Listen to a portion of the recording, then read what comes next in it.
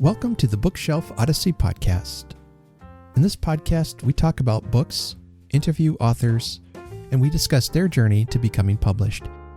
Each one has a different but amazing story. My hope is to encourage people to keep reading good books and to help authors find their audience and inspire everyone in their journey, whatever that might be. Welcome to the Bookshelf Odyssey podcast.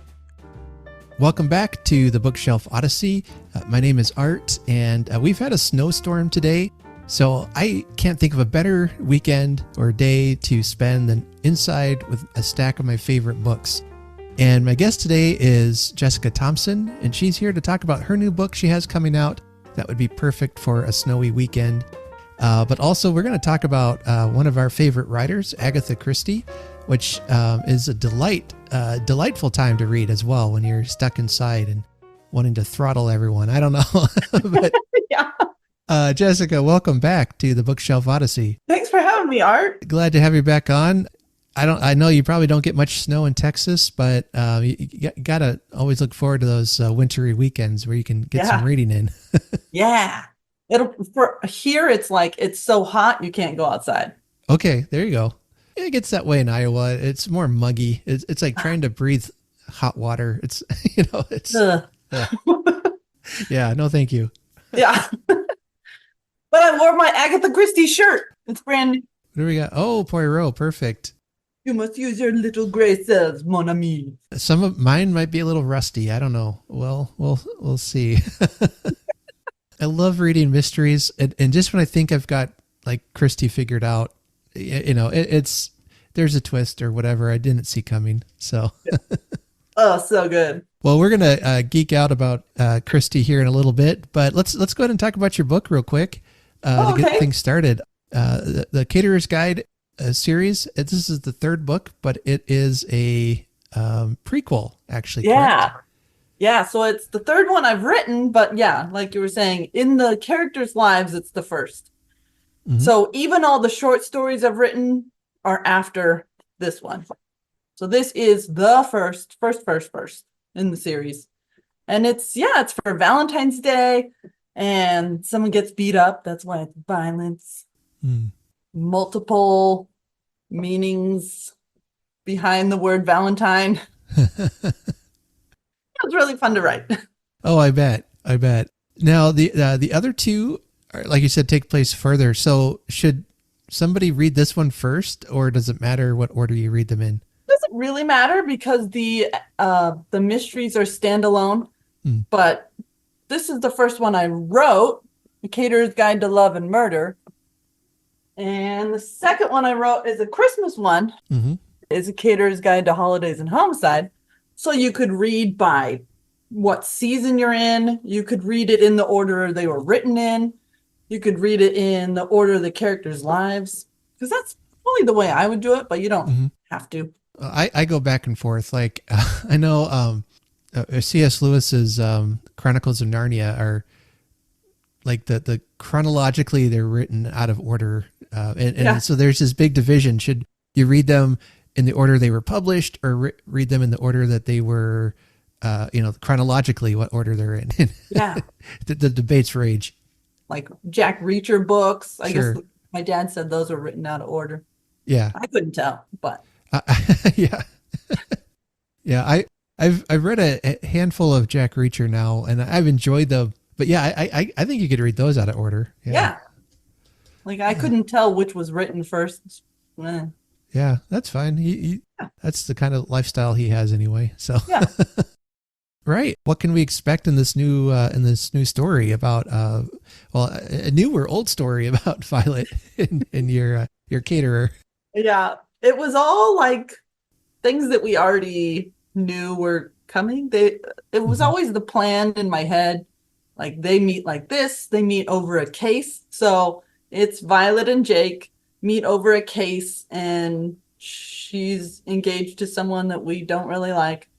She's half engaged because it's kind of already breaking up because we don't like him. Anyway, in later books, we talk about how Jake used to be in the military. So he's an MP in this story, and he's investigating a crime at an army dining out event. because my husband used to be in the Army and we would go to dining out events. So I got to talk about it from experience.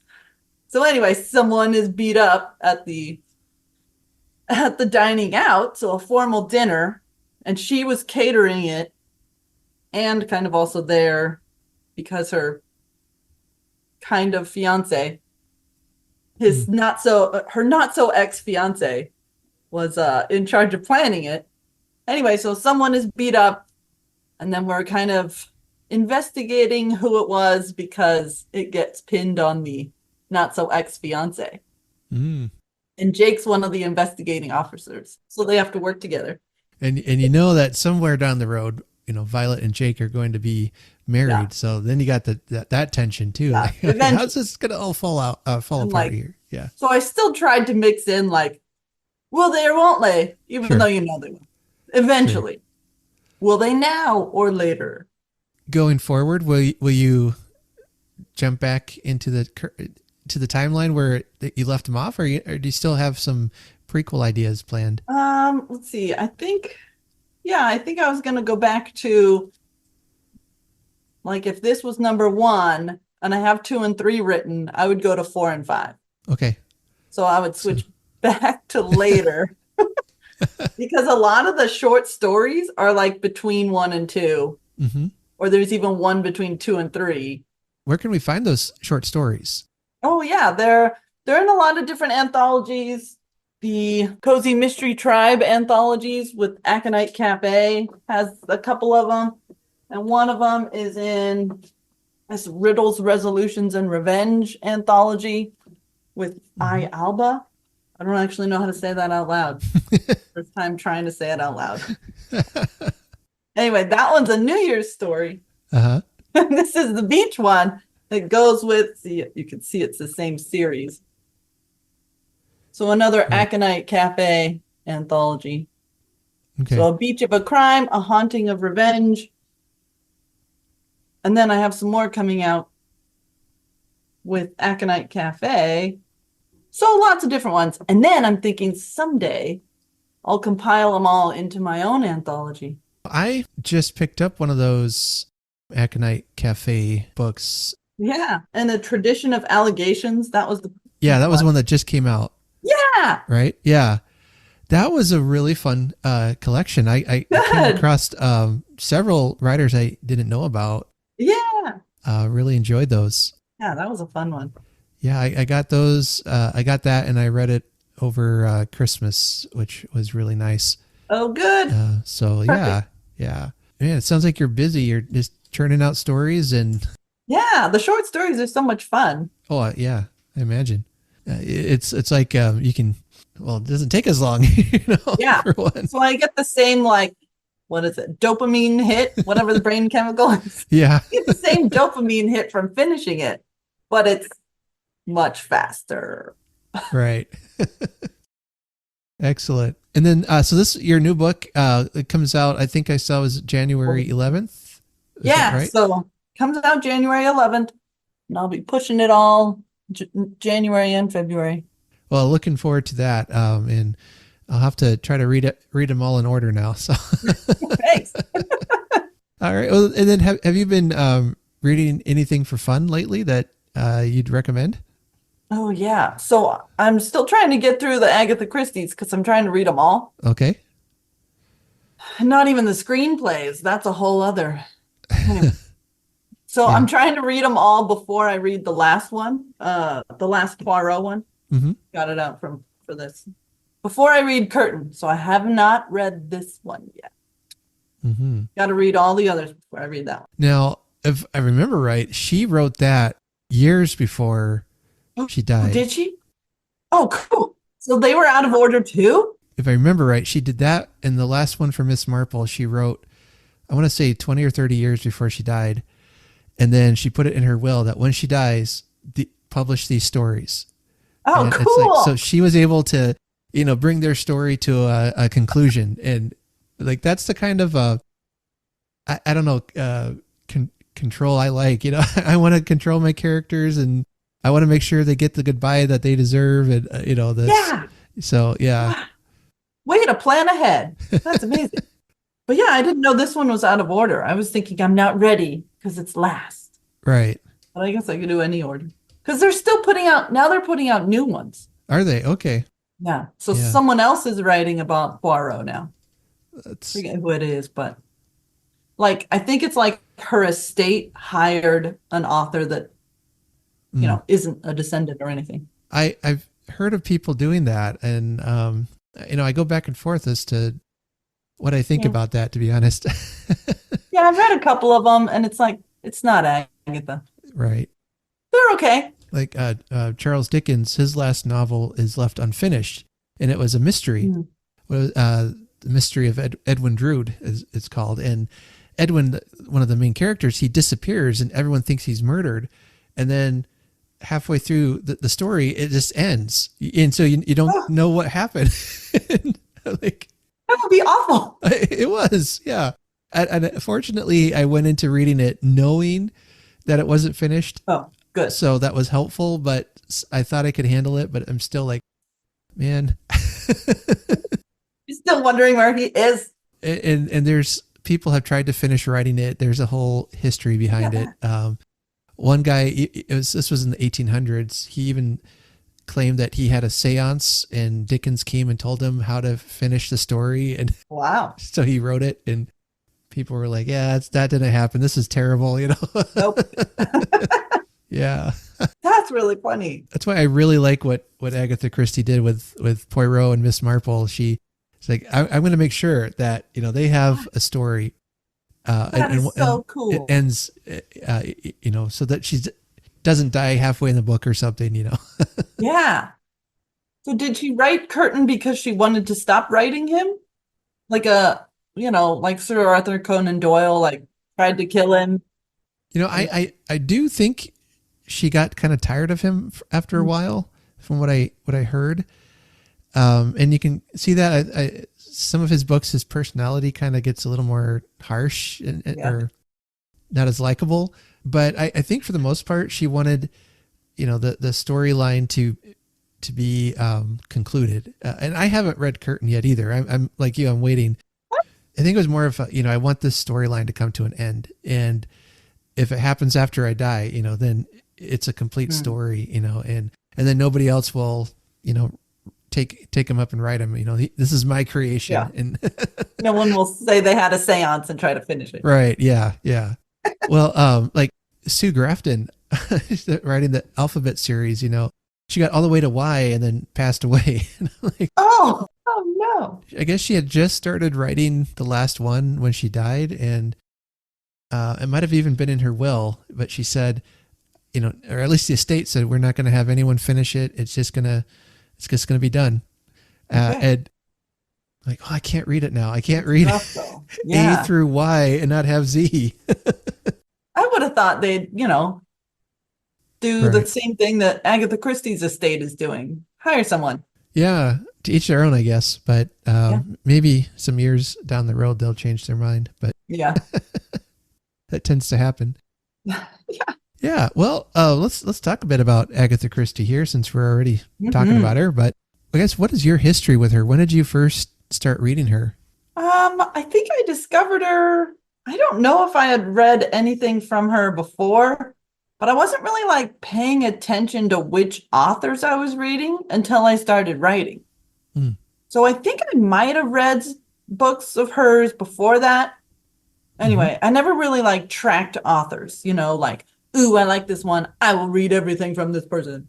So after I started writing, then maybe that's when I really appreciated the genius. I'm not sure. Anyway, so I think I started reading her books in 2016. And then that's when it was like, whoa. So then I printed out a list of all the books she had ever written. And it was like 3 pages. It was a lot. Yeah. And I started crossing them off as I read them or listened to them. Right. And I can't find that page now ever since we moved. So at some point I had taken a picture of it to share on Instagram. So now I have to have like a document. So it's a dwindling list in a Word doc now. But some of them, I'm down to like 3 and I can't find them. So I have to do more research about like some of them had a British title and an American title. So I might be looking like for the British title when I should really be looking for the American title. Or some of them changed, like, and then there were none. That was not as politically correct. So they changed it. Yes. Yeah, I think that one actually ended up having 2 or 3 different titles by the time they settled on that one. I see. So You're right. yeah. Anyway, so I have to do more work to find the last 3 because I don't even remember what they are right now. So yeah, I've been reading other stuff too. I feel like I came across Christie as in my late teens or early 20s. I had been reading Sherlock Holmes, which is a whole other story, I guess. But I liked Holmes, but it wasn't exciting me. It wasn't grabbing me. And then I come across Christie and Hercule Poirot, and I thought, no, this is better. This is different. This is better. I like this. Yeah. I feel like, and I'm probably going to get angry letters at this, but I feel like Sherlock Holmes cheats too much with plot revelations and stuff. It's like Holmes has figured it out, but you've been given no clues, and then he goes back through and tells you. And I know that not every story's like that, but I don't know. That's and a couple of things, but yeah, I love the character of Poirot, and I don't know. I love it, just his obsession with his mustaches, and and it's fun, and each one is so clever. Just when I think she can't outdo herself, she does. I think one of the first ones I read of hers, like I didn't read them in order. I know I don't remember what the first one was. It might have been The Mysterious Affairs at Styles, her first one. But I read Murder on the Orient Express shortly after that, and then I thought, oh, I should have waited. This was such a twist. I I should have waited, but it was good. It was good, and I read more and enjoyed them. I did have the ending of The Murder of Roger Ackroyd spoiled, so I knew that. You had it spoiled? I did, yeah. So I actually didn't read that until just a few years ago. This is my favorite. That's your favorite. Awesome. Yeah. So I wish I could have reread that not knowing the twist, but oh well. I'm very passionate about not giving out spoilers. So. Good. Yeah. That one, basically anything you say about that one is a spoiler because it all weaves together. It is masterful. Yeah.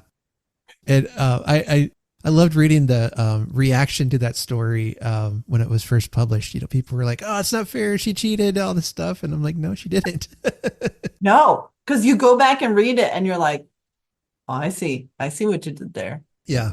Can't say more than that, but yeah. Right. Now, has she influenced you at all in your writing, or more of an inspiration? I feel, more of an inspiration. One of her lesser known books, I did a riff on it for this book. So this book is a distant retelling, like a riff on Death Comes as the End. That was her one that was not written in her contemporary time, but she did it like ancient Egypt. I think it was the only one that was not contemporary. So it was an ancient Egypt one, and like big family on kind of a compound. They all live on the property. And I was like, sounds like a Texas compound to me. Yeah. And for those just listening, that was Shoot, Shovel, and Shut Up. Oh, yeah.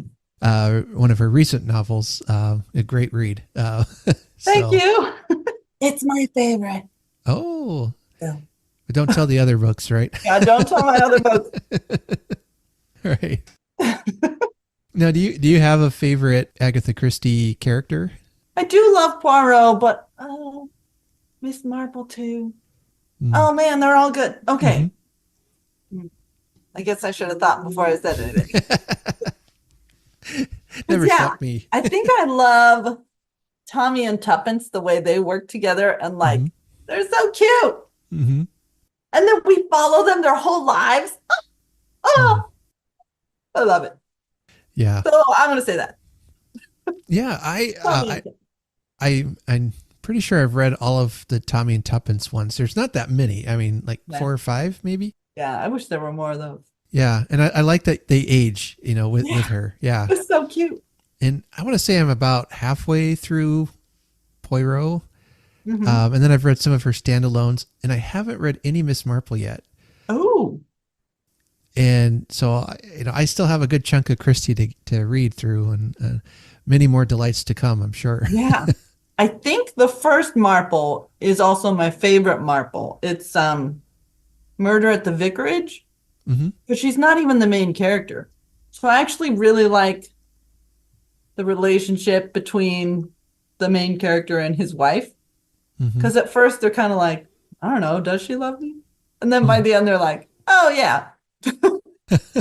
Anyway, cute by the end. Yeah. No, see, I can see I that. think you kind of see that coming. Yeah.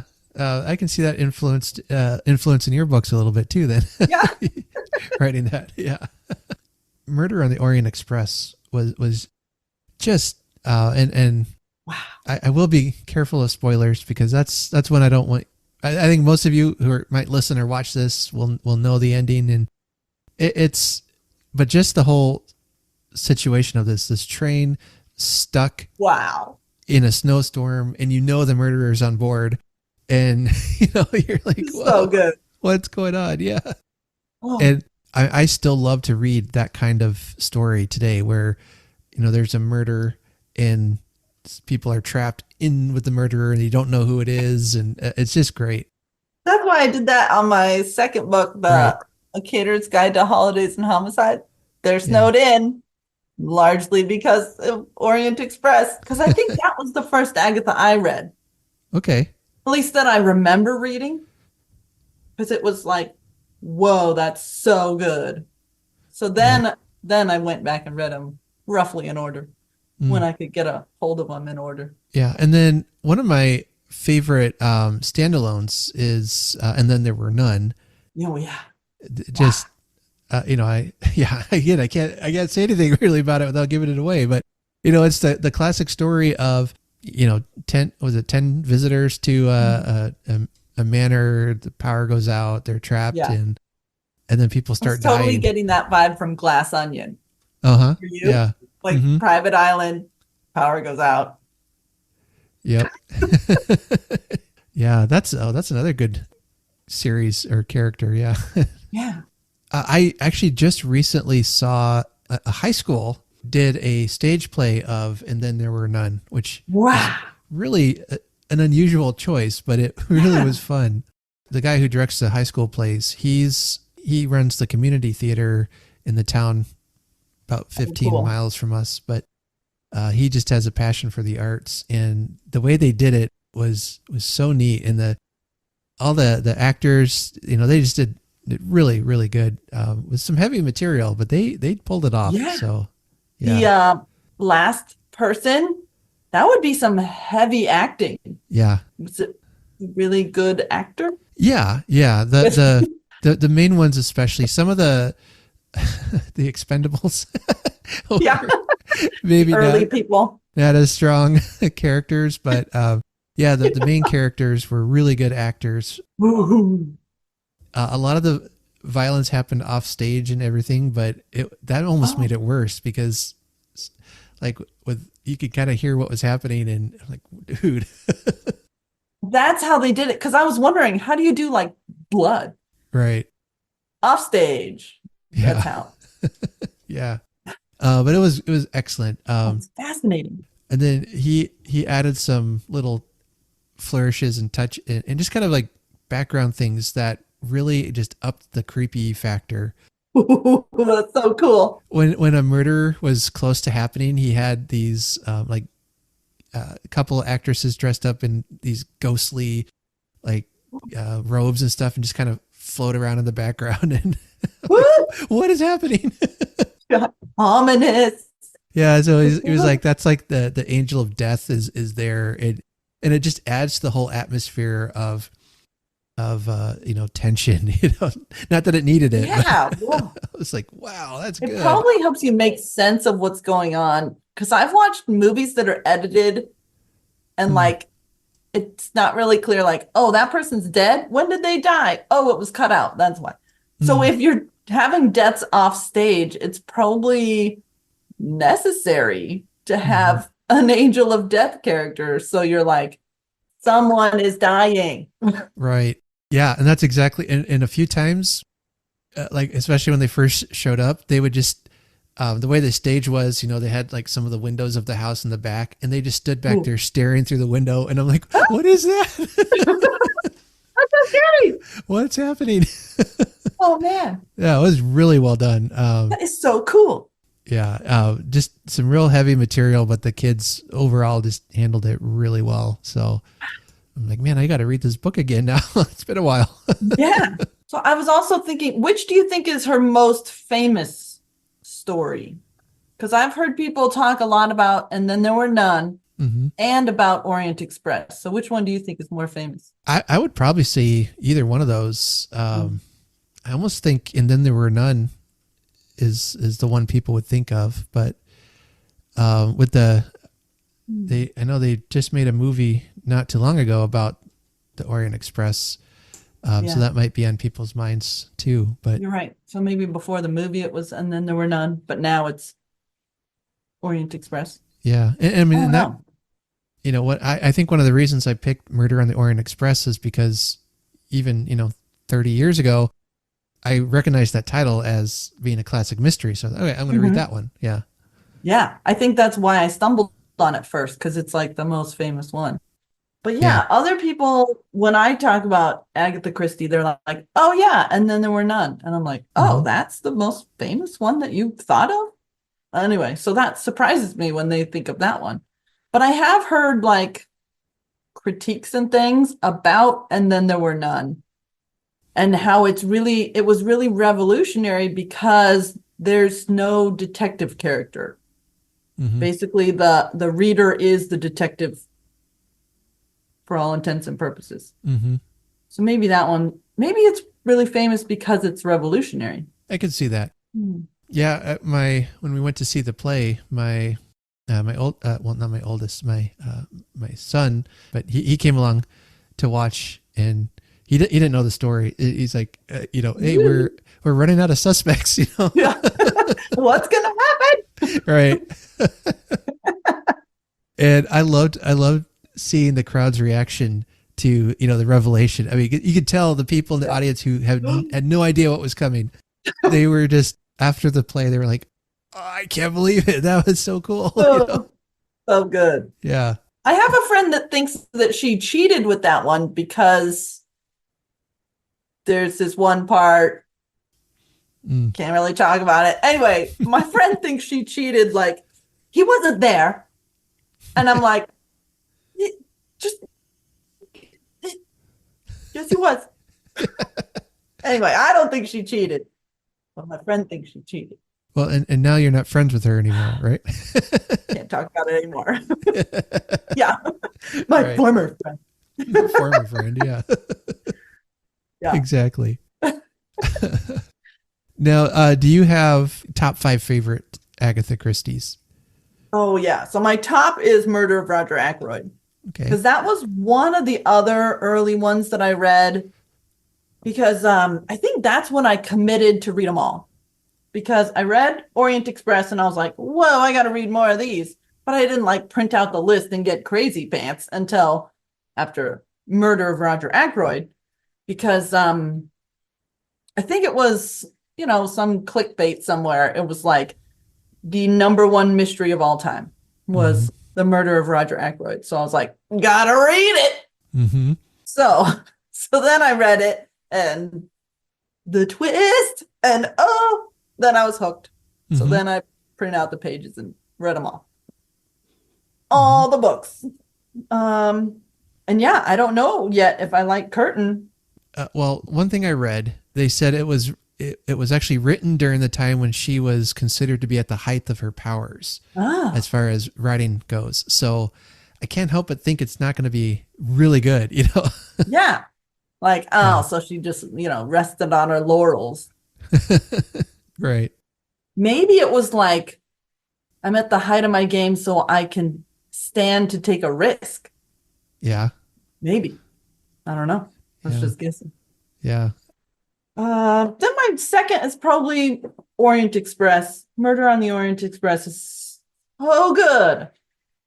So good. And yeah, can't talk about it. Which maybe we should put up spoiler warnings or something. But yeah. Sometime. Maybe next time we meet. Spoilers like crazy. That's right. Yeah. Okay. So your homework is to go read these books, and then we'll talk about them. Spoiler. And then we'll just do constant spoilers. That's right. Constant spoilers. Yeah. Those two are really good. Yeah. Yeah. Do you have any of hers that you don't like? I feel like there might have been a few, but I can't, they don't come to mind right now. I think like, Murder on the Links, I think is like the second or third one. Oh yeah. You know that I'm not really a golf person either. So yeah, me neither. So it was like, that's great. Yeah. Golf. Yay. yeah. Yeah. But yeah, nothing viciously hate. Yeah. Yeah. just maybe there's a few I didn't care for, but there were two that were like, wow, this is slow. And that's not like Agatha. Mostly Blue Train. Okay. Yeah. That was the other one actually. Duh. Yeah. Cause I had read that one and I think it kind of took a break from her for a while because it was just like, yeah, okay. Disenchanted. Yeah. Yeah. Yeah. Cause man, I was listening to the audiobook and I think at some point I looked down and it was like, she's been talking about politics for like 3 hours. Oh. Because it was audiobook, so I was able to just like, okay. So the time went, I don't know if I would have been able to read through all that because I would have been like, how many pages? Right. But yeah, it's like a conversation on the train that's weirdly political for hours. Yeah. Hours. So yeah. Yeah, and you're so far removed from the politics of that time, let alone it's in England. You know, it's like, okay, I don't understand, and nor do I care. Yeah. Yeah, exactly. So yeah, it's like I guess it vaguely tied into the stuff that happened afterwards. But anyway, could have been cut for length. Sure.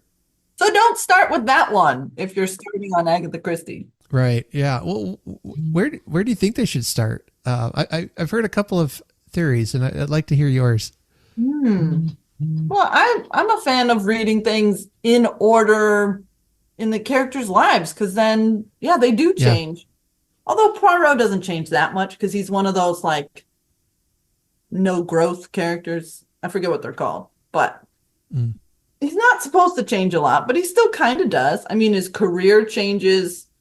So like starting with the Hastings and Miss Lemon, because if you go later, then you're like, wait, who's Hastings? So I would read them in order in the characters' lives, which I think is the order she wrote them in. But now you're telling me Curtin was. So I don't know. I'm not the super fan I thought I was.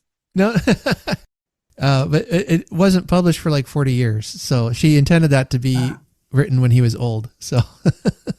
Perfect. So yeah. Yeah. And then, I was going to say, what I heard just the other day, somebody was watching a video and they said they were told to read Christie's most famous novels first and then go back and read all of them. And like, that's an interesting approach. And I think the reason was, so you can see how good she is. Okay. Because then some of them aren't always that good. And if you like read Poirot in order, you might like, I don't know if I like this guy, but then knowing what's coming, okay, I know where she can go as a writer. So, that's it. That's interesting. Yeah. Yeah. That's almost what I did. Right. Kind of by accident. Yeah. Kind of by accident. Yeah. Because they're the ones you stumble upon because they're out there. Right.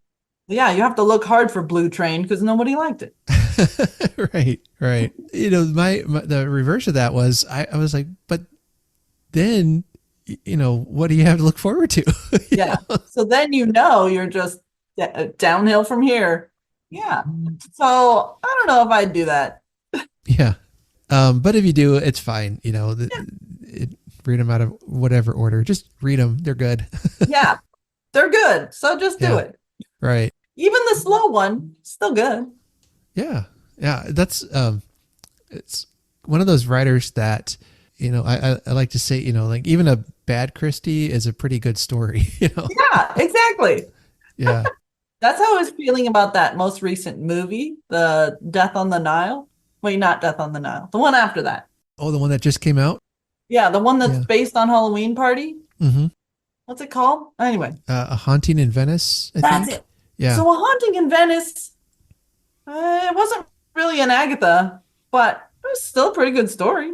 Mm-hmm. It just wasn't Poirot or Agatha or Ariadne Oliver. But that's okay. It was still a pretty good story. Yeah. Now, that book I haven't read yet. So I still have that one to read. That one's... Is it good?